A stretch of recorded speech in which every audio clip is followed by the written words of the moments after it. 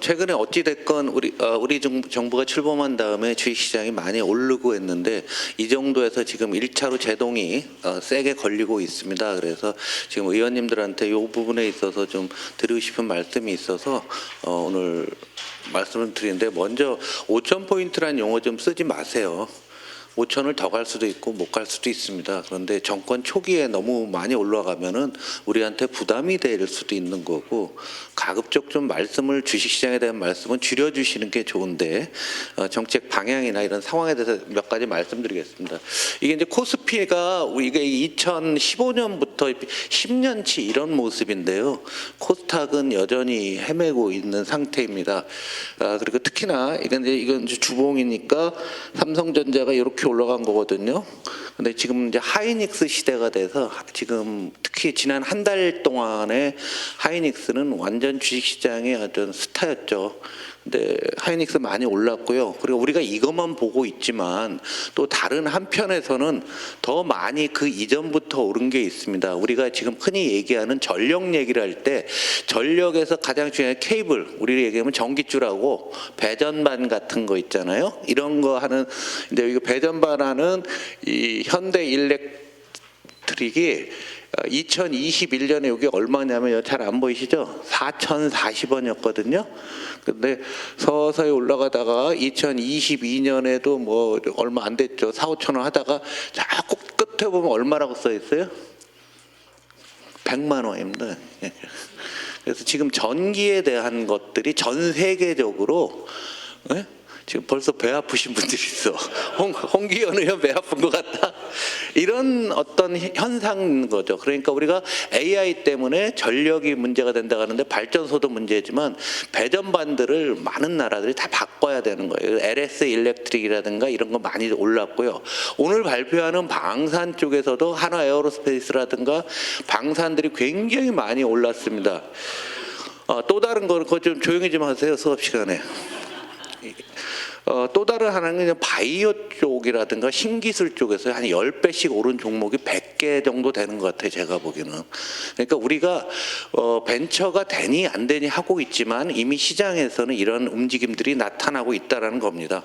그래서 분위기가 좋은 거는 사실인데 꼭 그런 건 아니에요. 코스피는 연초 이후에 많이 올랐는데 코스닥은 작고, 이번에 독특하게 대형주 중심으로 올랐는데 소형주는 오르지를 못했습니다. 거의. 이게 코스닥에 해당되는 거죠.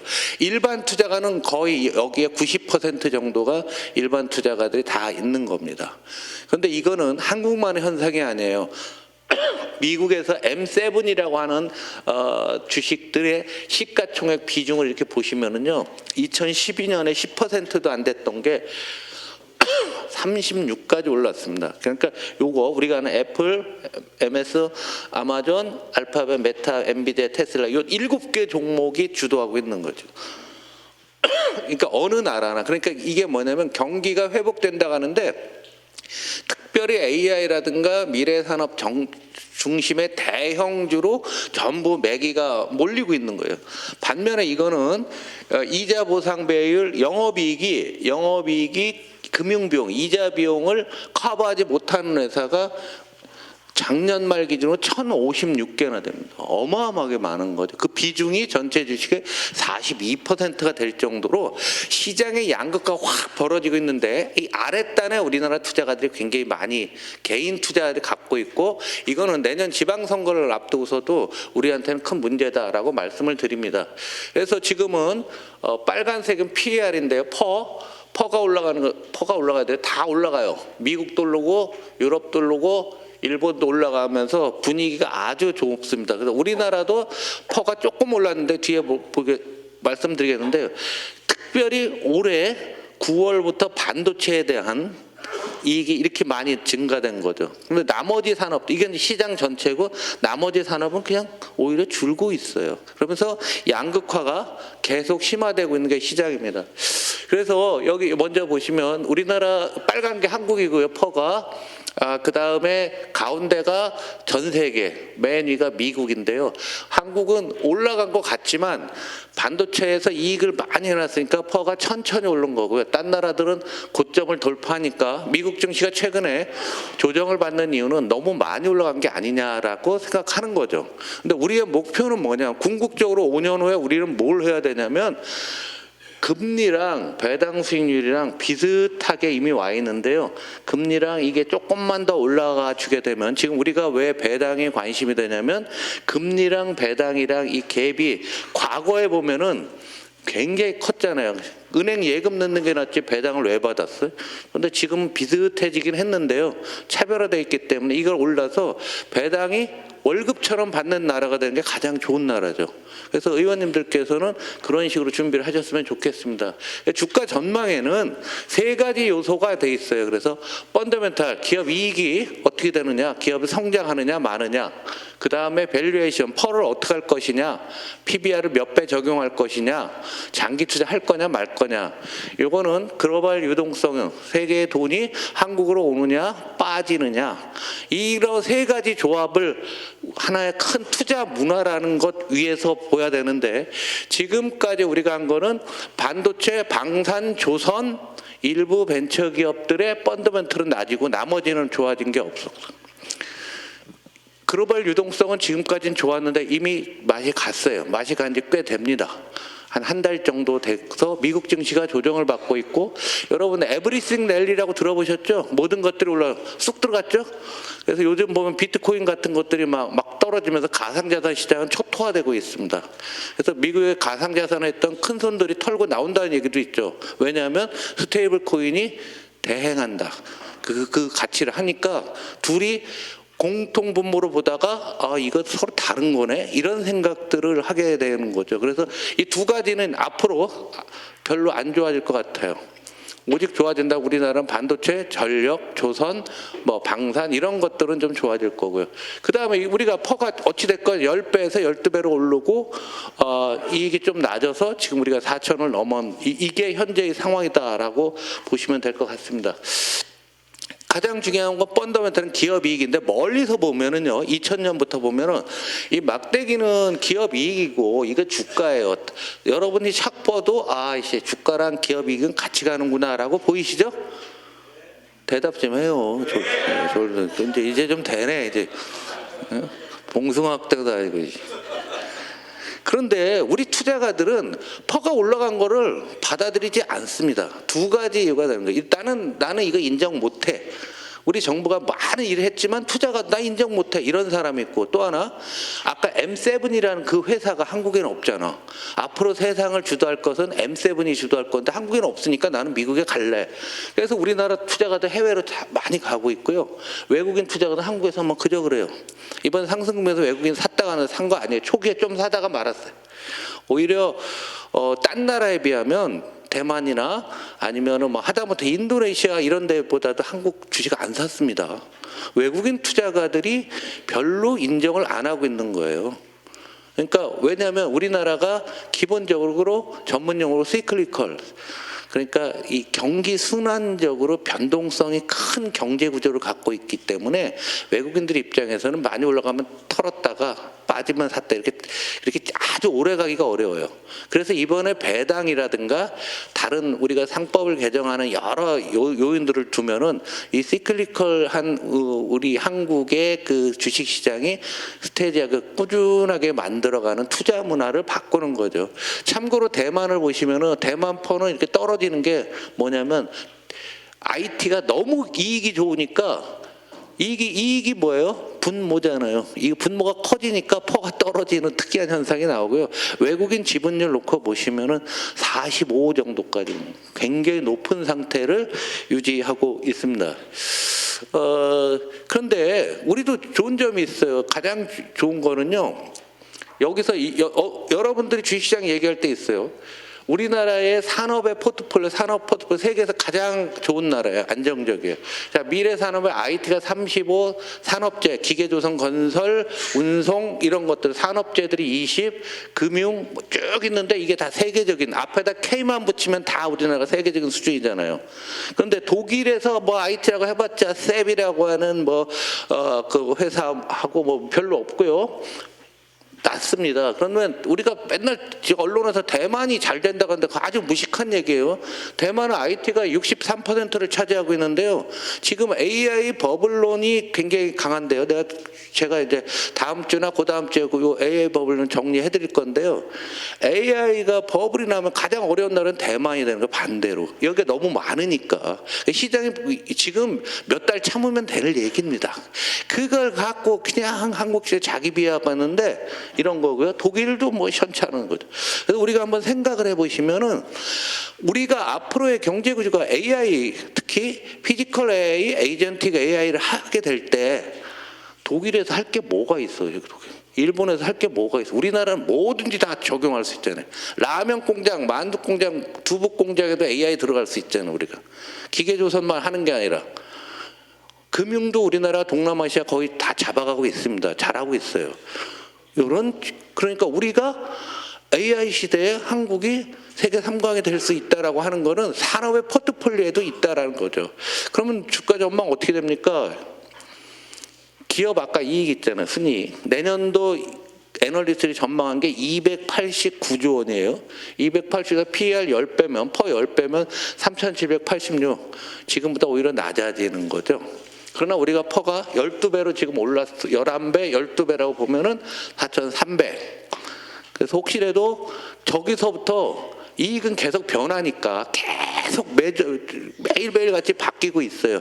바뀌면서 업데이트를 해보면 대충 지금부터 올라갈 게 별로 없는 거죠. 그런데 올라가는 방법은 퍼로 올리면 돼요. 퍼로 올리면 똑같은 이익이어도 5천이 되는 거죠. 13배를 적용하게 되면 14배 하면 더 갈 수도 있는 거죠. 근데 이거 한 방에 가려고 생각하면 아주 무리다. 이거 천천히 가니까 전망은 숫자로 보면 그렇게 많지는 않습니다. 지금 반도체에 대해서 최단으로 잡아나갔고요. 반도체 비중이 너무 커요. 그거는 우리 입장에서는 리스크입니다. 현재로서는. 그래서 지금 이제 조금 문제는 우리 투자가들이 해외로 계속 가고 M7 가는데 너무 많이들 가고 있다는 게 큰 문제인데 그거 지금 리스크가 뭐냐면 미국 증시 고점론들이 많이 나오는데 미국 비중이 너무 많아요. 전체 해외 나가는 게 94%고요. 한국 사람이 자동차를 사는데 한국 사람이 자동차 테슬라는 이만큼 샀는데 현대차는 요거밖에 없습니다. 그러면 이걸 줄이고 이걸 올릴 거냐, 이거 그냥 놓고 이거 올릴 거냐.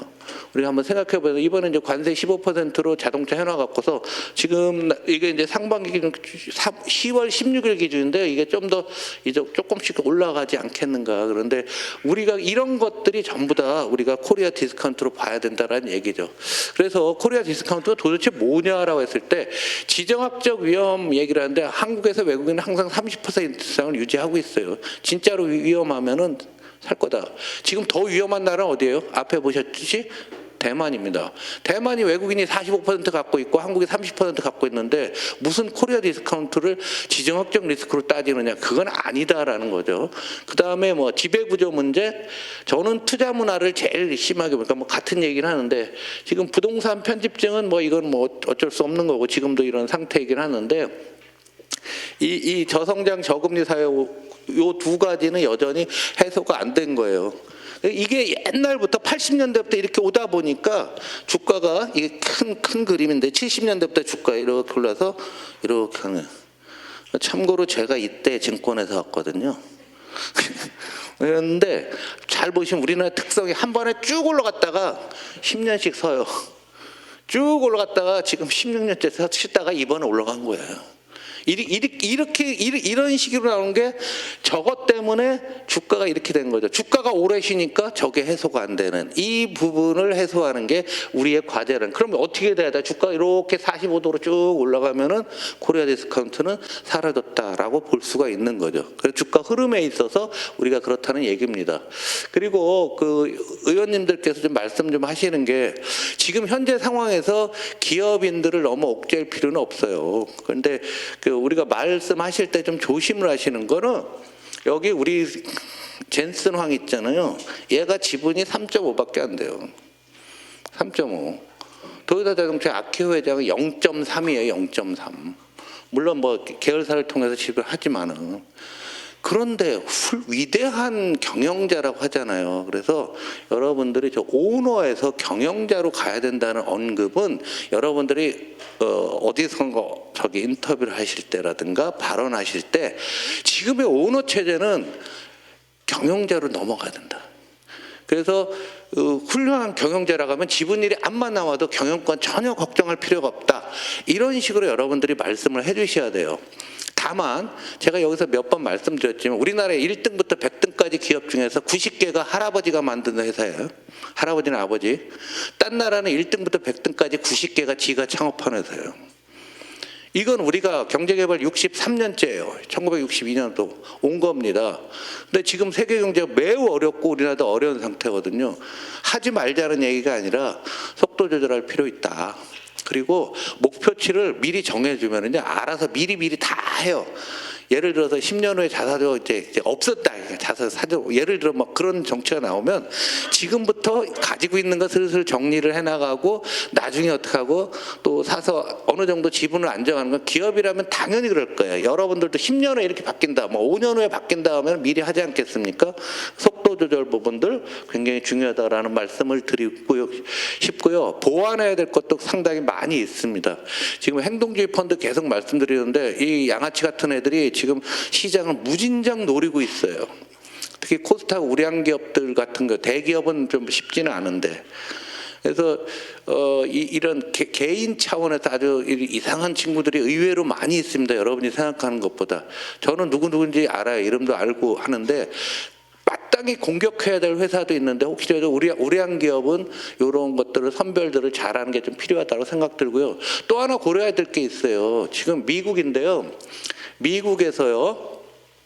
상위 0.1%, 상위 0.1이 전체 주식의 24%를 갖고 있어요. 하위 50%는 주식이 없어요. 거의 없다라고 보면 돼요. 근데 이 사람들이 상위 0.1은 부채가 아주 작은데 여기 보죠. 부채를 보면은 부채는 아주 작은데 하위 50%가 전체 부채의 절반을 갖고 있습니다. 우리나라 이 통계 없는데요. 미국 걸 갖고 오신 거예요. 그래서 또 이걸 3분을 한 거예요. 소득계층별로 상위 3분의 1이 평균값들이 주식을 얼마 갖고 있냐면 약 60만 불 정도. 60만 불, 우리나라 돈은 10억 정도로. 얘들은 돈 무지 벌었을 겁니다.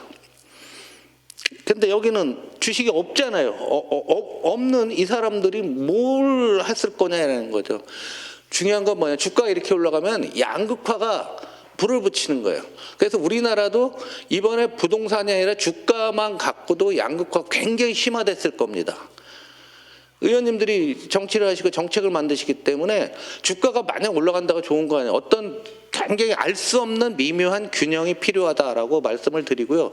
그 다음에 정무위에서 정무위 기재에서 신경 써야 될 거는 주가지수 10년 로드맵이 있어야 된다 얘기예요. 지금 되는 대로 뭐 그냥 오늘 뭐 하나 하고 내일 또 뭐 한 달 있다가 또 뭐 하고 이런 게 아니라고요.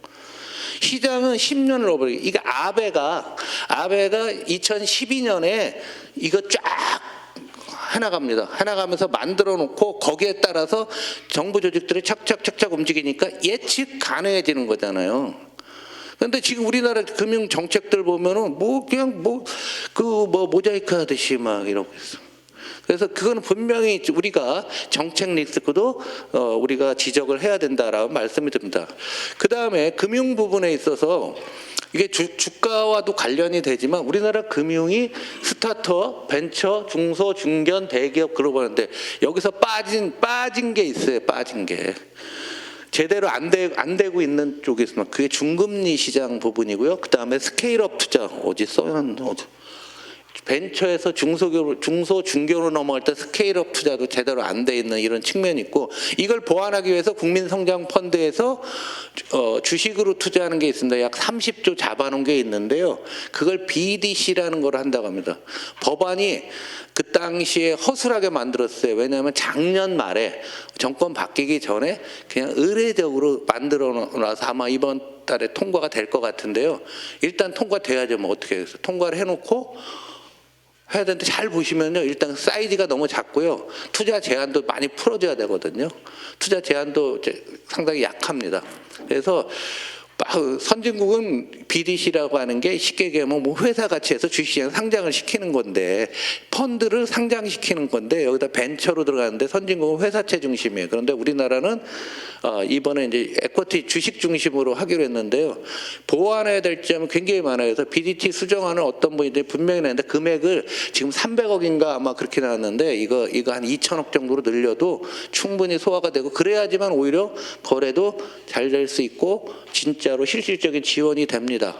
그래서 큰 그림을 놓고 보면은 기업뿐만이 아니라 서민금융도 마찬가지로 공백이 있는 거죠. 그래서 지금 경배 정책이 서민금융진흥원에서 하는 그쪽에서 햇살론 159, 15.9%를 9.9로 낮추는 것.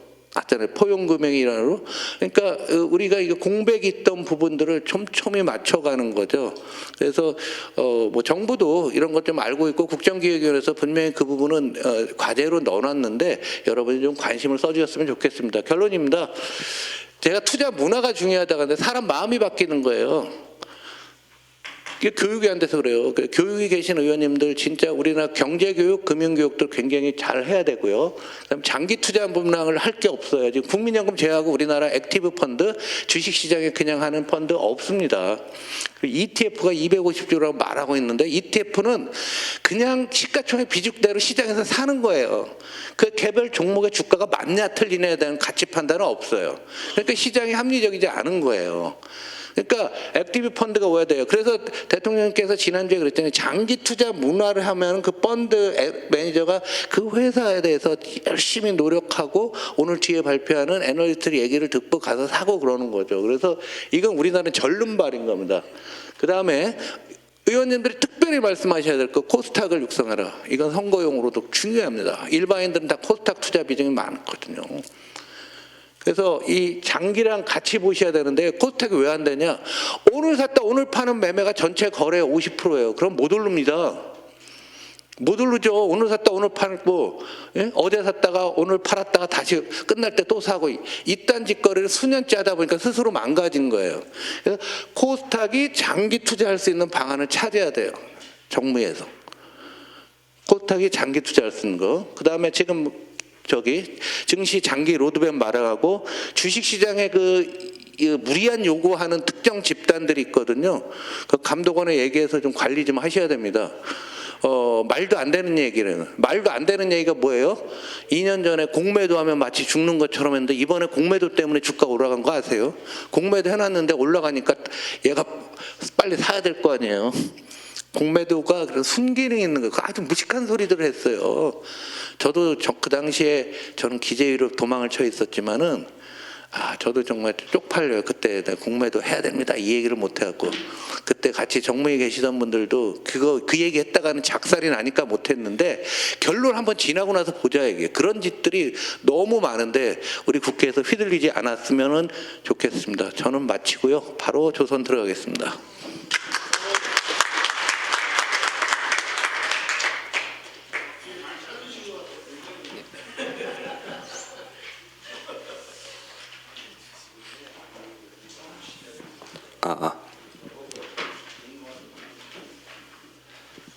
네, 안녕하십니까. 메리츠증권에서 조선기계 섹터를 담당하고 있는 백의원이라고 합니다. 반갑습니다. 올해 봄에 한번 찾아뵀었는데요. 다시 한번 불러주셔가지고 너무 영광으로 생각합니다.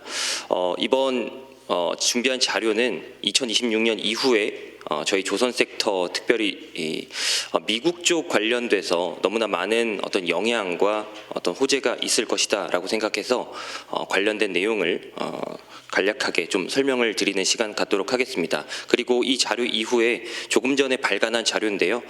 최근에 그 화두가 된 K 핵잠 핵추진 잠수함 관련된 이슈에 대해서 저도 전문가는 아니지만 저희가 짧게나마 준비한 내용, 공부한 내용에 대해서 말씀드리고 소통하는 시간 갖도록 하겠습니다.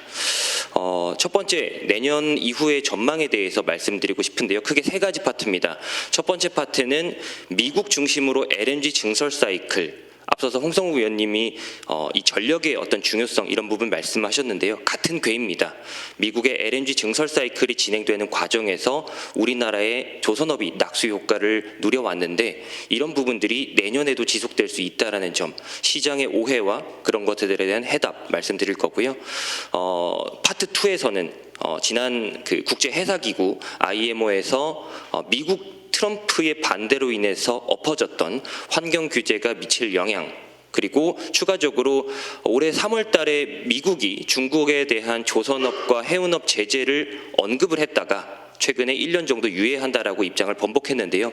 그 부분에 대해서 조선업이 어떤 영향을 받을 것인지를 파트 2에서 말씀드릴 예정입니다. 마지막으로 파트 3에서는 그러면 조선업이 2026년 이후에는 또 어떤 먹거리를 가지고 이 산업에 대한 어떤 긍정적인 부분을 얻을 수 있을지에 대해서 말씀드릴 겁니다. 에탄 운반선, FLNG, 군함 위주로 말씀드릴 예정입니다. 파트 3의 결론입니다. 2025년 말 지금 2달도 채 안 남았는데요. 저희는 LNG선 발주 모멘텀이 강력해질 수 있다라고 생각하고 있고 그 흐름은 2027년도까지 이상 없으리라 예상하고 있습니다. 왼쪽 차트 보시면은 연간 전 세계에서 LNG선이 몇 척씩 발주가 나왔는지를 그려내는 차트인데요. 많이 나올 때는 177척도 한 해 나왔던 적이 있습니다. 그런데 올해는 17척밖에 나오지 않았습니다. LNG선에 대해서 좀 첨언을 올리자면 조선업에서 가장 중요한 제품입니다. 지금 매출액에서 절반 정도가 LNG선에서 발생을 하고요. 그리고 LNG선이 향후에 그 올라가는 건조선가를 감안하면 제가 예상해 봤을 때 이론적으로 영업이익률이 30% 근사치까지 올라갈 수 있는 선종입니다. 그래서 가장 중요한 본업의 먹거리라고 볼 수 있는데 그게 올해 17척밖에 안 나왔다 보니까 많이 나왔을 때 대비해서 10분의 1 토막이거든요.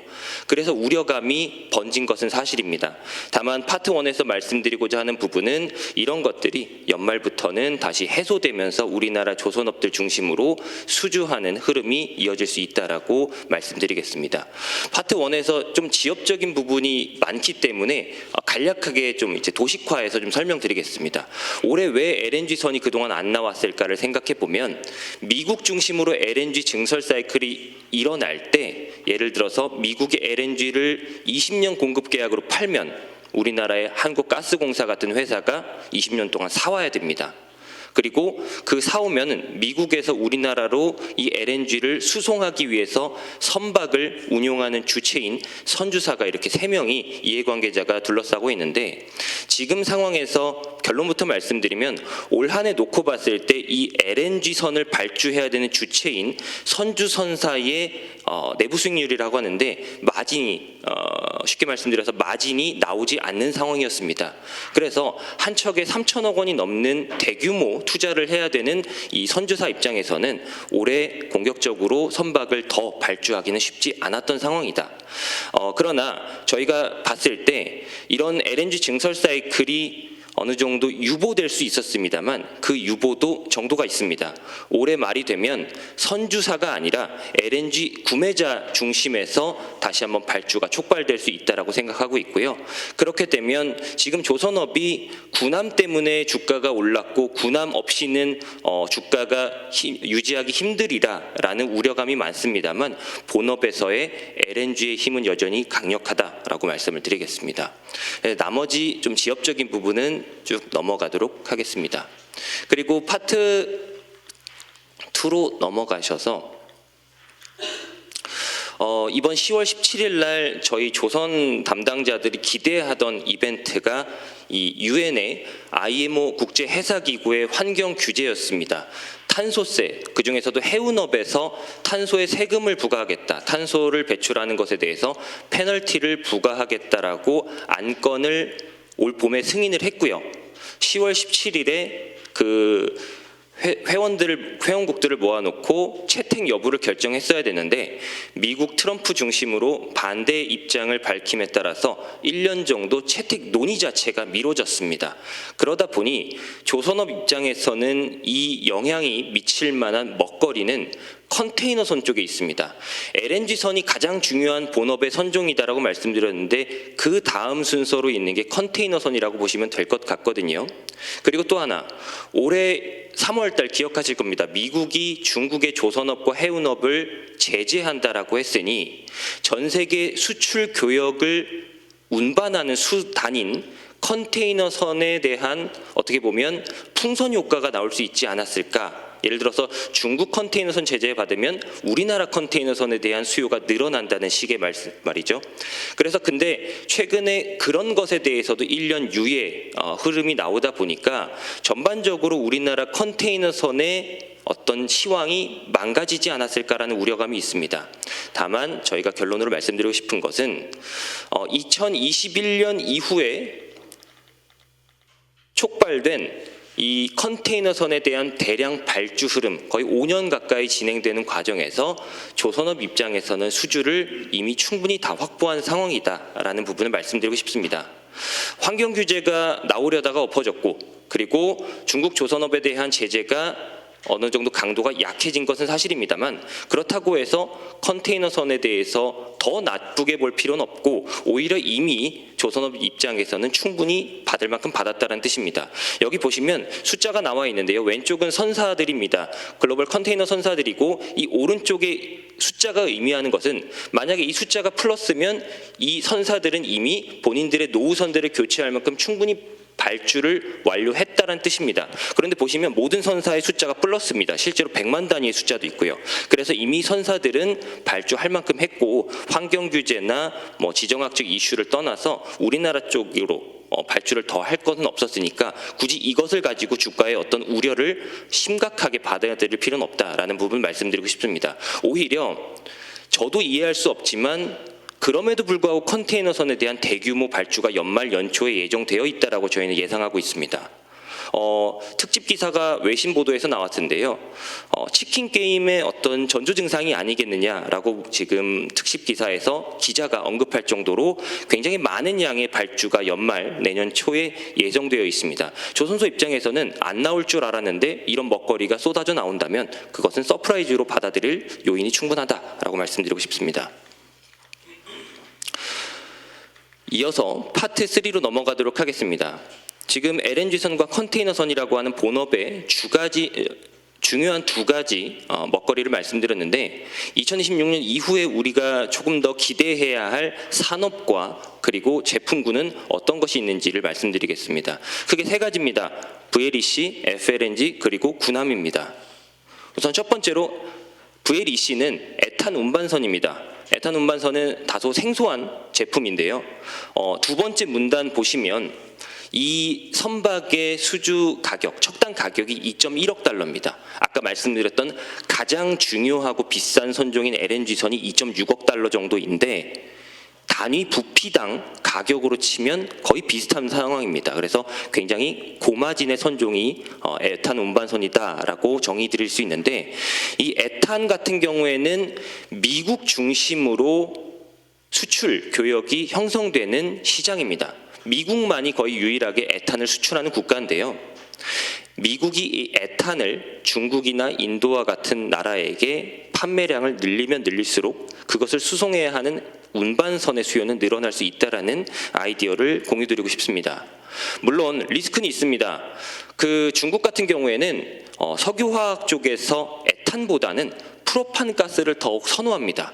실제로 2020년 초반에 프로판가스 관련 설비를 증설했기 때문에 에탄에 대해서 수입 수요를 크게 늘릴 만한 유효는 아직까지는 조건부입니다. 그러나 미국과 중국, 미국과 인도 간의 무역 협상이나 이런 줄다리기 과정에서 동아시아 국가들이 이 미국과의 관세 협상이나 무역 협상에서 하나의 내어주는 카드로서 LNG를 활용했듯이 이런 국가들도 에탄을 내어주는 카드로 활용한다라고 하면 저희가 굉장히 비싼 이 에탄 운반선이 내년부터 발주가 나올 수 있지 않을까라는 기대하는 부분도 있고요.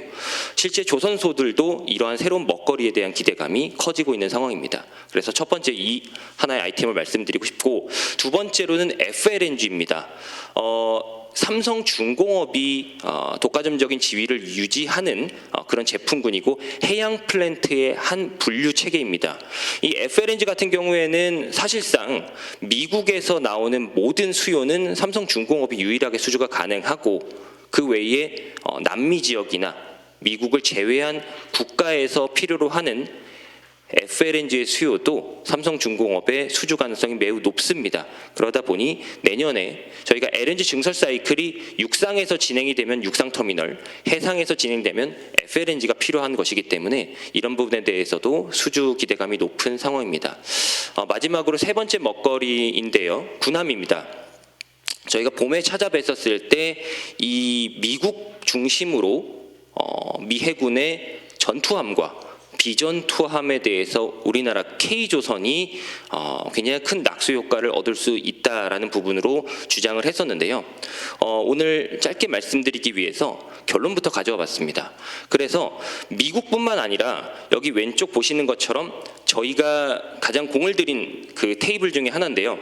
2025년 말부터 2030년까지 미국을 중심으로 해서 그 외에 페루라든지 캐나다라든지 여러 우리나라 조선소가 군함 또는 함정을 수출할 수 있는 프로젝트들을 열거해 봤습니다. 그리고 최대한 보수적으로 그 프로젝트당 얻을 수 있는 발주 금액까지 저희가 나래비를 세워봤고요.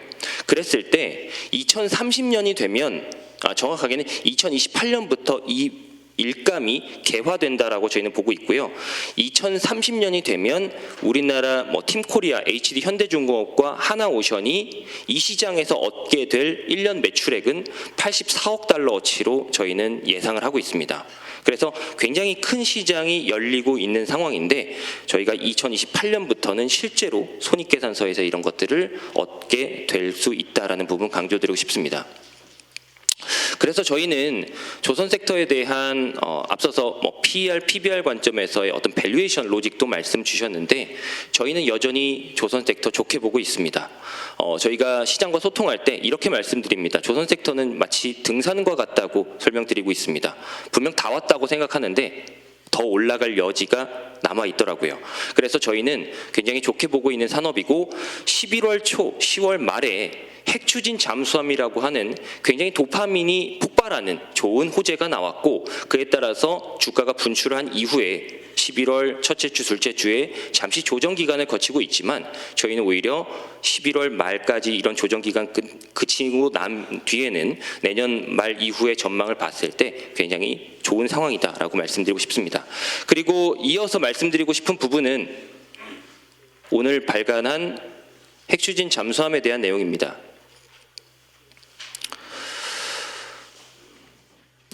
결론을 짧게 말씀드리면 이번 한미 팩트시트 발표와 함께 K핵잠 이슈가 다시 한번 재부각됐습니다.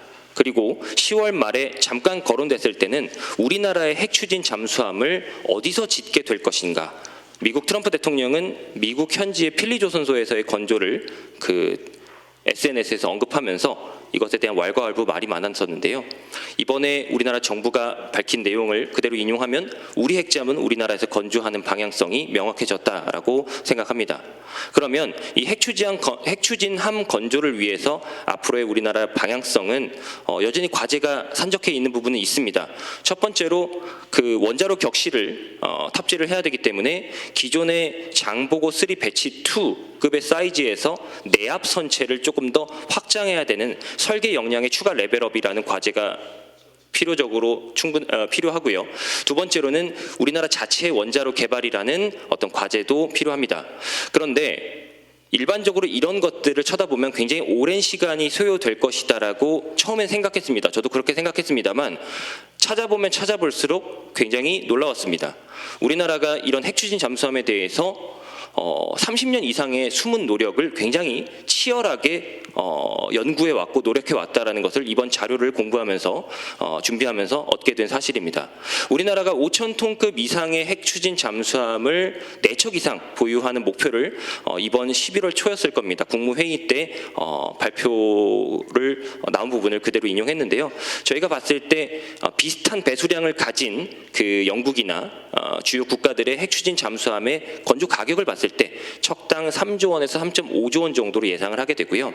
그리고 우리나라에서 그 국방부에서 발표한 내용을 그대로 인용하면 2020년대 후반부터 첫 선도함의 건조가 시작된다라는 부분을 말씀하셨습니다. 그 말은 이미 우리나라 군함 조선소 내부적으로는 어느 정도 기본 설계에 대한 가이드라인 정도 아니면 어느 정도 기술 역량은 확보되지 않았을까라는 생각도 있고요.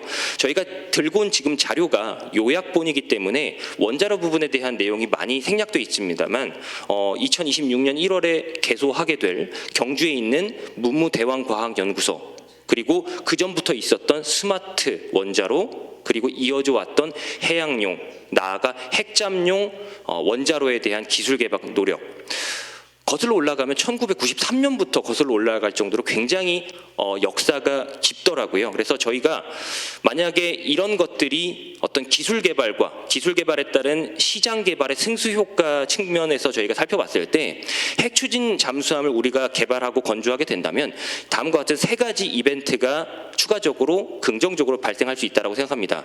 만약 첫 번째로 지금 SMR 중에 가장 난이도가 높은 핵잠용 SMR을 2027-28년에 개발한다라는 목표로 저희가 어떤 그동안에 나왔던 발언들을 역산할 수 있는데요. 그렇게 되면 상대적으로 개발 난이도가 쉬운 선박용 SMR의 성숙도는 이미 어느 정도 성숙되어 있을 가능성이 높습니다. 이런 것들이 민간 민수 분야에 적용된다라고 하면 뭐 컨테이너선이나 LNG선 이런 부분들은 아직 이르겠습니다만 최근에 북극 항로 중심으로 해서 러시아, 미국, 캐나다, 스웨덴 등의 굉장히 강력한 쇄빙선 확보 노력이 시작되고 있는 국면입니다.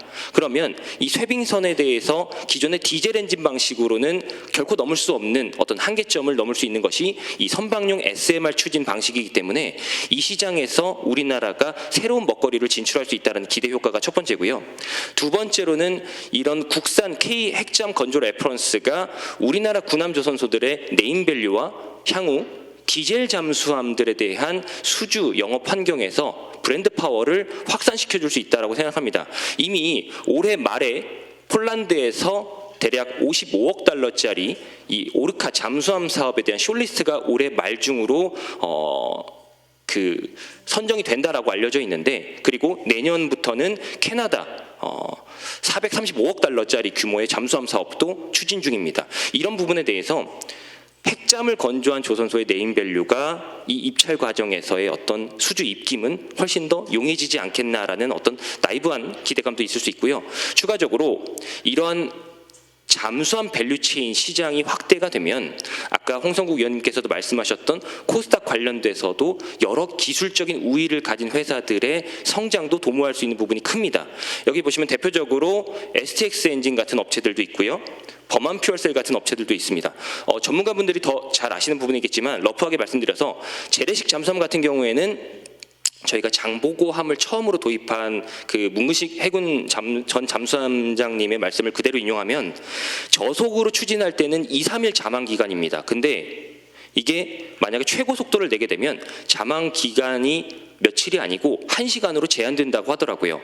그래서 결국에 핵 추진 잠수함이 아닌 이상의 재래식 잠수함의 자망 능력을 키우기 위해서는 공기를 필요로 하지 않는 그러한 추진 시스템이 필요한데 거기에 들어가는 연료 전지 모듈을 세계 2번째로 국산화한 게 범한 퓨얼셀이고요. 앞서서 말씀드렸던 이런 잠수함 시장 수출 확대로 인한 어떤 기회 요인을 포착할 수 있는 회사로서 하나 말씀드리고 싶고 두 번째로는 잠수함뿐만 아니라 기존의 수상함들 포함해서 여러 군함 엔진에 대해서 독일의 롤스로이스의 MTU 라인의 디젤 엔진이 굉장히 중요한 상황인데 유일하게 그 라이센스를 받아서 생산하는 업체가 STX 엔진입니다. 군함 시장이 열리게 됐을 때 마찬가지로 기회 요인이 있을 수 있다라고 생각합니다.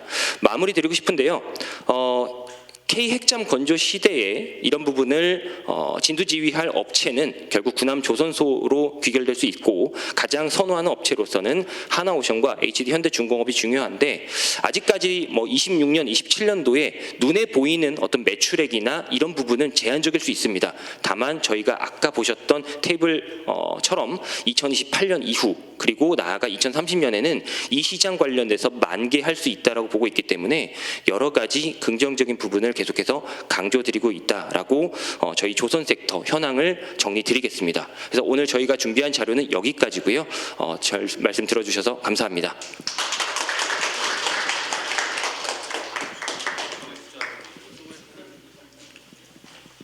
네, 감사합니다.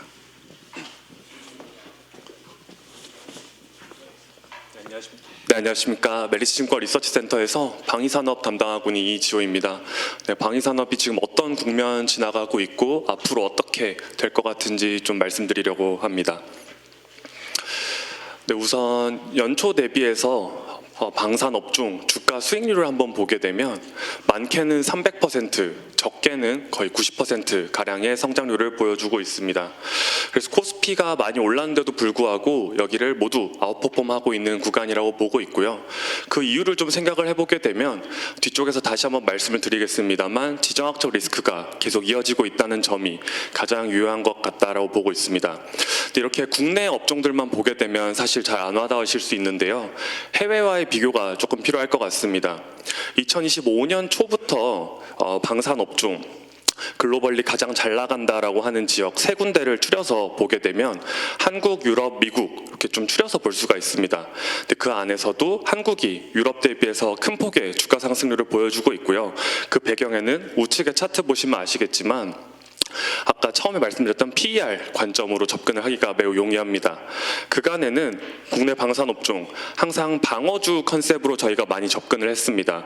왜냐하면 큰 돈을 벌지는 못하더라도 항상 휴전중인 국가이기 때문에 꾸준한 먹거리가 존재한다라는 장점이 있는 방어주로 저희가 접근을 했었습니다. 하지만 2022년 이후에 러시아 우크라이나 전쟁 이후 저희가 폴란드에서 대규모 수주를 받게 되면서 방산업종은 성장주로 재평가가 되기 시작을 했고요. 이익이 성장함과 동시에 멀티플, 즉 PER도 크게 올라가면서 저희가 이제는 유럽보다도 더욱더 프리미엄을 받고 있는 구간까지 도달했다라고 이해를 해주시면 좋을 것 같습니다. 그래서 지금 어떤 지정학적 리스크가 계속 이어지고 있는지 한번 업데이트할 필요가 있는 것 같습니다. 러우 전쟁 같은 경우에는 여러 차례 이제 종휴전 협상 진행을 했음에도 불구하고 해소되지 않는 모습이 관측이 되고 있습니다. 여전히 우크라이나 영토의 거의 20% 가까이를 러시아가 점유를 하고 있는 상황이고요. 저희가 언론상에서 돈바스 지역에 대한 얘기를 많이 듣게 됩니다. 러시아가 이 돈바스 지역을 점령을 하는 것을 항상 원하고 있는데 어느 때보다도 지금 치열하게 진행이 되고 있습니다. 우측에 지도 보시면 아시다시피 돈바스 지역에서 이렇게 흰색으로 표시된 저 오목한 부분만 먹게 된다라고 하면 러시아가 거의 이제 돈바스를 점령하게 되는 모습이 관측이 될 것 같은데요. 그래서 저희가 러시아 우크라이나의 전쟁에 대한 관심도가 많이 줄어들었지만 오히려 전쟁의 양상은 전쟁 초기보다도 더욱더 격화되고 있는 상황이다라고 봐주시면 좋습니다. 그리고 러시아의 도발 범위가 우크라이나를 넘어서 유럽 전 지역으로 좀 확산이 되고 있습니다. 좌측의 차트 보시면 아실 텐데요. 러시아의 무인기 또는 드론이 나토 회원국들의 영공을 침범한 횟수를 정리를 해둔 겁니다. 총 17개국이 피해를 보고를 한 상황이고요. 이제 더 이상 우크라이나만 걱정을 할 게 아니라 나토 전 지역이 러시아를 더욱더 견제해야 되는 상황까지 왔다라고 보고 있는 상황입니다. 유럽뿐만이 아니라 중동 지역에서도 계속 리스크가 이어지고 있습니다. 이스라엘 하마스 전쟁, 계속 휴전이랑 전투 재개가 이어지고 있는 가운데 일상적인 상황에서도 계속 공습이 이어지고 있습니다. 그리고 더 나아가서 휴전이 체결이 되었음에도 불구하고 이스라엘은 레바논에 있는 헤즈볼라라고 하는 비국가 무장단체와 계속 교전을 이어가고 있는 상황이고요. 여기서 추가적으로 부각된 리스크는 올해 6월에 있었습니다. 기존의 이란이 이 비국가 무장 세력들, 저희가 많이 들어본 하마스, 헤즈볼라라고 하는 이런 기관들을 지원하고 있다라는 게 저희가 심증은 있었지만 물증이 없는 상황이었는데 올해 6월에 이란과 이스라엘이 직접적인 전쟁을 치렀습니다. 그래서 그간 배후 세력으로 여겨지던 이란이 직접 교전 당사자가 될 수 있다라는 불안감이 많이 심어지게 되었고요. 그 관점에서 아래쪽에 지도를 보시게 되면 이란이 보유하고 있는 미사일 사거리를 계산을 한 이제 그림입니다. 저 사정권에 있는 국가들은 더더욱 방공망에 대한 수요가 높아질 수밖에 없는 환경이 유지가 되고 있다라고 봐주시면 좋을 것 같습니다. 다음으로는 남중국해, 대만과 중국 관계도 계속 격화되고 있는 모습이 관측이 되고 있습니다. 아래쪽의 차트는 중국의 이제 훈련기 내지는 전투기, 무인기가 대만의 방공 식별구역을 침범한 횟수를 정리를 해놓은 건데요. 2022년부터 2023년까지는 월 평균 140회 정도였는데 라이칭더 총통이 취임한 이후에는 거의 300회까지 높아지게 되었습니다. 그래서 저희가 대만, 중국 2027년에 전쟁 난다라는 얘기를 많이 하고 있습니다. 시진핑 주석이 2027년까지 대만 작전 준비를 완료 지시를 한 바가 있고요. 추가적으로 2027년은 시진핑의 사연임이 결정이 되는 해임과 동시에 중국 군창설이 100주년 겹치는 해입니다. 그렇기 때문에 2027년에 지금 방점이 찍혀 있는 상황이고 그 전까지 동남아시아 지역으로 이 무기에 대한 이제 수주 사이클이 도래할 수 있다라고 저희는 해석을 하고 있습니다. 그래서 앞서 말씀드린 내용들을 종합해서 보게 되면 과거에는 이런 지정학적 리스크가 이벤트적인 성격이 강했습니다. 그래서 방위산업, 해외에서 전쟁이 났다거나 아니면 북한에 도발이 있었다라고 하면 이벤트적으로 주가가 많이 좋아지는 그런 이제 움직임을 보였다라고 하면 이제는 지정학적 리스크가 이벤트가 아닌 상시 요인으로 변했다라고 보고 있습니다. 특히나 방금 말씀드린 국가들 그런 지정학적 리스크가 발생하고 있는 지역들이 그레이존이라고 해서 항상 전면전으로 확대가 되지는 않더라도 군사적, 비구산적인 수단을 계속 병행하면서 갉아먹는 그런 형식으로 전략이 이제 진행이 되고 있습니다.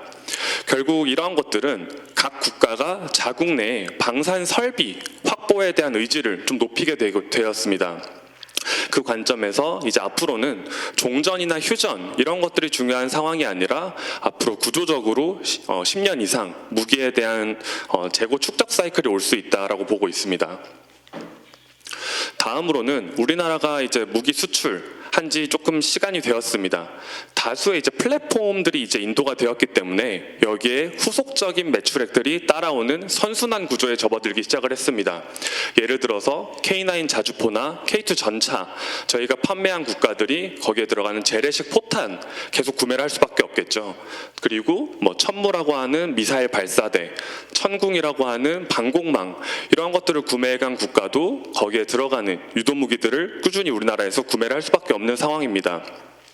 그래서 저희가 이제 방산업종 대할 때 대규모 수주 베이스의 사업들도 상당히 관심도가 높지만 앞으로는 이런 이어서 나올 수 있는 후속적인 주문들에 대해서도 관심을 가질 필요가 있다라고 봐주시면 좋을 것 같습니다.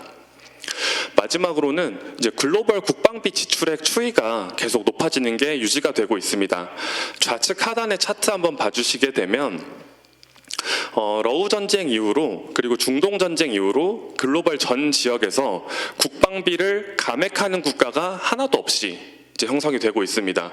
그리고 앞으로도 이 추세가 좀 이어질 것으로 보고 있고요. 더 나아가서 국방비 항목 내에는 무기 구매하는 것들 내지는 군인을 고용하는 이런 다양한 요소들이 이제 들어가 있는데 나토 회원국들 지출액 추이를 한번 봐주시게 되면 국방비 지출액 내에서 무기 조달에 대한 비중 20% 가이드라인이 형성이 되어 있었고 10년 전만 하더라도 이 가이드라인을 넘는 국가가 10개 미만이었습니다. 하지만 올해부터는 벨기에를 제외하면 전체 국가들이 모두 20% 이상의 무기 조달 비중을 가져가고 있기 때문에 앞으로도 우리 방산업종이 무기 수출할 기회가 다수 포진해 있다라고 보고 있는 상황입니다. 그래서 이런 관점에서 이제 우리나라 기업들이 어떤 방향성으로 나아가고 있는가, 첫 번째는 현지화 전략입니다. 과거에는 이 현지화 전략이 그냥 수출을 잘하기 위한 윤활유 역할을 해준다라고 생각을 했습니다. 왜냐하면 기술 이전이 보통 동행하는 구조이고요. 그 관점에서 이제 무기를 구매해가는 국가는 고용 창출이나 산업 육성에 대한 의지를 가져갈 수 있다는 점, 그리고 기업 입장에서는 향후 추가적인 무기 수출 내지는 주변국으로의 확장에 용이해진다는 거점을 확보한다는 목적, 이렇게 두 가지가 윈윈으로 들어가는 부분이었다라고 하면 이제는 좀 필수적인 역량으로 부상을 하고 있습니다. 제가 앞서 그레이존이 많아지면서 자국 내에 방산 설비를 보유하고자 하는 의지가 높아졌다라고 말씀을 드렸죠. 실제로 미국 같은 경우는 메이드 인 아메리카 정책을 고수를 하고 있고, 최근에 루마니아 그리고 중동 지역 같은 경우는 높은 현지 생산 비율을 요구를 하고 있습니다. 즉 방산 시장에 있어서 경쟁도가 많이 높아지고 있기 때문에 현지화 전략은 이제 선택이 아니라 필수적인 역량으로 부상을 하고 있는 상황이고요. 지금 우리나라 방산업종의 주요 거점은 동유럽, 즉 폴란드와 호주 정도가 있습니다. 앞으로 하단에 보시는 것처럼 다양한 지역으로 적극적인 현지화 좀 예정이 되어 있고요. 더 큰 시장이 열릴 기회만 기다리고 있다라고 봐주시면 좋을 것 같습니다. 다음으로는 우리나라가 지금 경쟁하고 있는 시장이 결국 유럽입니다. 그리고 유럽의 이 생산 속도가 빨리 올라오지 못하고 있는 상황입니다. 아래쪽에 표로 좀 정리가 되어 있는데요. 우리나라가 강점을 보이는 자주포, 저희가 보통 독일과 경쟁을 많이 하게 되는데 독일이 한 해에 6문밖에 생산을 하지 못합니다. 하지만 우리나라 이제 하나 에어로스페이스의 K9 같은 경우는 연간 240문을 생산을 할 수가 있습니다. 전차 같은 경우도 독일은 한 해에 50대밖에 생산하지 못합니다. 하지만 현대 로템의 K2 120대 이상 연간 생산할 수 있습니다. 즉 무기 수요는 엄청 좋아지고 있는데 유럽 자체적인 공급 능력이 따라오지 못하다 보니까 이 초과 수요 국면이 계속 이어질 수밖에 없고요. 제3국으로 수요가 넘어올 수밖에 없다라고 보고 있습니다. 실제로 유럽이 2030년까지 재무장 계획을 발표를 했는데 과거에는 자국 내에서 방위산업 보호주의 정책이 크게 강조가 되었습니다. 하지만 지금 돌아가는 형태를 보아하니 본인들이 원하는 수준의 생산 능력 확보하기에 시간 너무 오래 걸린다. 빠른 재무장이 더 중요하다라고 하면서 제3국 배제 조항까지도 없어진 상황입니다. 즉 유럽에서 자체적인 공급 능력이 못 올라오고 있어서 우리나라가 계속 유럽에다가 수출을 할 수 있는 환경이 마련되고 있다라고 봐주시면 좋을 것 같습니다. 다음으로는 이제 방산업종에 있어서도 이제 미래 전장을 좀 준비를 하기 시작했습니다. 대표적으로 미국과 중국 같은 경우가 무인기 형태로 많이 진행을 하고 있고요. 우리나라도 따라서 움직이는 모습이 나타나고 있습니다. 그래서 이런 신성장 동력들이 붙어 주었을 때 저희는 단기 이런 재래식 무기 시장뿐만이 아니라 장기 관점에서 미래 전장까지 대응할 수 있다는 점을 좀 증명해야 되는 시점이 오고 있다라고 봐주시면 좋습니다. 그래서 올해 국내 업체들의 수주 성과를 좀 보게 되면 올해 이제 방산 수출 목표치로 제시가 되었던 게 200억 불입니다. 근데 올해 8월 기준으로 이미 230억 불을 돌파하면서 초과 달성을 한 상황이고요. 그 관점에서 장기적으로 우리나라가 글로벌 무기 수출 글로벌 4위에 도달하겠다라고 하는 이제 목표가 크게 허황된 것만은 아니다라는 점을 조금 알 수 있습니다. 근데 이제 우리나라가 이제 방산 수출 더 잘하기 위해서는 정책적으로도 좀 지원이 필요하다라고 생각을 하고 있습니다. 우리나라만큼이나 무기 수출을 잘하고 있는 그리고 독일, 영국, 이탈리아, 스페인 이런 국가들을 조금 비교를 해보고자 하는데요. 우선 독일 같은 경우는 최근에 방산 수출에 대해서 상당히 용인하는 범위가 넓어지고 있습니다. 과거 독일 같은 경우는 전범국이라는 이제 이미지가 너무 강했기 때문에 방산 수출에 대해서 상당히 조금 보수적인 태도를 취하고 있었는데요. 올해 초부터 방산 업계에 전반적으로 개방하는 모습이 나타나고 있습니다. 방산 수출에 대한 이제 기준을 표준 이제 민수 제품들 이제 수출하는 것과 유사한 방식으로 취급을 하기 시작을 했고요. 기존에는 프로젝트 단위로 이 프로젝트에 참가하는 업체들이 독일의 기여도가 얼마나 높은지 이런 것들을 판단을 해서 이제 수출 여부를 좀 이제 결정을 지었었는데 그거에 대한 기준 또한 많이 완화를 시켜 주었습니다. 그래서 방위산업 전면적으로 개방을 하고 있다. 그래서 저희가 좀 벤치마크할 부분이 좀 있는 것 같고요. 두 번째로는 프랑스입니다. 전통적으로 강력한 방산 수출 지원 체계를 보유하고 있는 국가이고 어느 정도냐면 국방 예산 내에서 방산 수출 지원 활동에 대한 전용 예산이 따로 편성되어 있을 정도입니다. 그 정도로 이제 수출 의지가 강력하다라고 봐주시면 좋고요. 아직까지도 350억 유로 정도의 보증 이제 한도가 남아 있습니다. 꾸준히 수출을 좀 할 수 있는 재원들을 계속 준비를 해놓고 있는 상황이고, 특이점이라고 한다면 대부분의 이제 방산 수출이 일어날 때 OECD 신용 등급을 통해서 이 나라의 지불 능력을 판단을 하고 저희가 장기 관점으로 이제 보증을 서주게 되는 구조입니다. 하지만 프랑스는 OECD 신용 등급을 사용하지 않고 자체적인 위험 등급 제도를 도입을 해서 수출할 수 있는 지역을 더욱더 크게 가져가려는 노력이 이루어지고 있습니다. 이 부분은 우리나라도 좀 닮으면 좋겠다라고 생각을 하고 있고요. 마지막으로는 또 영국입니다. 영국 같은 경우도 올해부터 방산 수출 전담 조직이 새로 이제 출범이 되었습니다. 거기에 더해서 국방산업 전략 내에서 처음부터 개발할 때부터 방산 수출을 염두에 두고 개발을 시작한다라는 식으로 아예 못을 박아버렸기 때문에 앞으로의 방산 수출이 얼마나 중요해지는지를 조금 알 수 있습니다. 그래서 이런 것들을 좀 바탕으로 우리나라랑 좀 비교를 해보았을 때 가장 조금 필요한 부분이라고 한다면 수출 신용기관 좀 단일화가 필요하다라고 생각을 합니다. 우리나라 같은 경우는 이제 수출입은행과 무역보험공사가 정책금융과 수출신용을 즉 동시에 담당하고 있다 보니 한 개의 기관이 이제 핸들을 잡고 추진력이 좀 부족해지는 그런 모습이 나타나고 있습니다. 반대로 유럽이나 미국 같은 경우는 유럽은 단일 수출신용기관이 방산까지 모두 담당을 하는 구조이기 때문에 추진력이 좀 빠르게 올라올 수 있다는 장점이 있고요. 미국 같은 경우에는 방산 전용 수출기구를 수출신용기관을 따로 두고 있는 이제 상황입니다. 우리나라도 뭔가 이 다중 체제가 좋을 수도 있겠지만 단일 체제로 좀 나아가면서 속도를 좀 빨리 올릴 수 있는 그런 이제 필요성이 있다라고 보고 있고요. 두 번째로는 직접 대출 이제 비중을 좀 줄일 가능성을 낮출 필요가 있다라고 보고 있습니다. 실제로 폴란드 1차 계약에서도 수출입은행이 직접 대출을 하는 형태로 돈을 빌려주게 되었습니다. 그러다 보니 이제 자본금 이제 한도도 많이 소진이 되었고요. 국가 이제 대출 리스크로 좀 확대가 될 수 있다라는 우려가 제기가 되면서 폴란드 2차 수출 당시에 상당히 이 금융 지원에 대한 논의가 길어졌던 이제 사례가 있습니다. 그래서 유럽 같은 경우는 수출 신용기관이 직접 대출을 진행을 하지 않습니다. 국책은행이나 시중은행이 이제 돈을 빌려주고 거기에 보증만 참여하는 형태입니다. 우리나라도 여기에 대해서 뭔가 확고한 기준점이 좀 필요한 시점이라고 보고 있는 상황입니다. 그래서 시간 관계상 조금 빠르게 정리하도록 하겠습니다. 유럽 같은 경우는 국방비 지출액 확장 기조가 계속 유지가 될 예정이고요. 저희가 한 국가가 국방비를 어느 정도 사용하는지 판단하는 지표로 GDP 대비 몇 %를 국방비로 쓰는가 사용을 하고 있는데, 과거에 나토 회원국들에게 제시가 되었던 가이드라인은 GDP 대비 2%였습니다.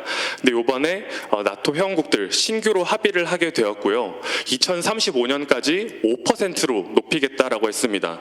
2배 이상 증액을 하는 거기 때문에 요 큰 시장이 유럽에서 좀 예정이 되어 있고, 좌측에 보시게 되면 국방비 지출액 비중이 높은 국가들이 현재 우리나라가 다수 수출하고 있는 국가들이 포진되어 있습니다. 저 국가들을 중심으로 우리는 이 국방비 지출액이 조금 미진한 국가들까지 추가적으로 확장을 할 필요가 있다고 보고 있는 상황이고요. 폴란드 앞으로도 꾸준히 잔여 물량이 남아 있어서 수출 이제 추진이 될 것 같고요. 내년부터는 루마니아에 대한 시장도 크게 열릴 예정입니다. 그래서 저희가 계속 러시아랑 접경하고 있는 동유럽 지역 중심으로 수출을 하고 있는데 이제 서유럽 쪽으로 넘어갈 수도 있을 것 같습니다.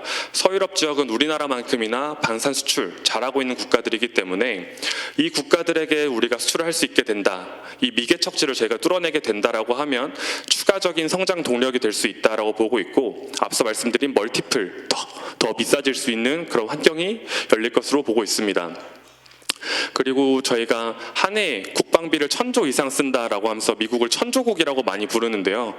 그 천조국으로 우리나라가 무기 수출 가능성도 조금씩 열리고 있습니다.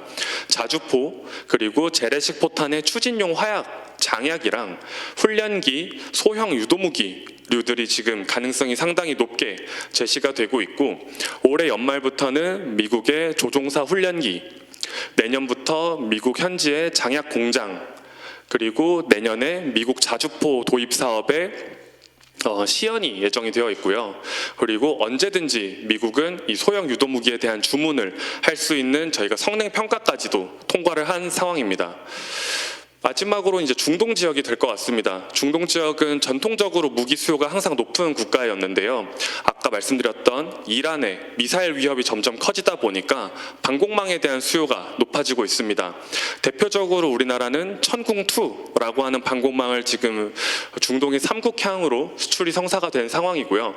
더 장기적인 관점에서 천궁보다 더 높은 고도를 요격할 수 있는 LSAM, 천궁보다 낮지만 이제 아이언돔과 같은 역할을 해줄 수 있는 장사정포 요격 체계, 여기까지 수출 범위가 확대될 수 있다라고 보고 있는 상황입니다.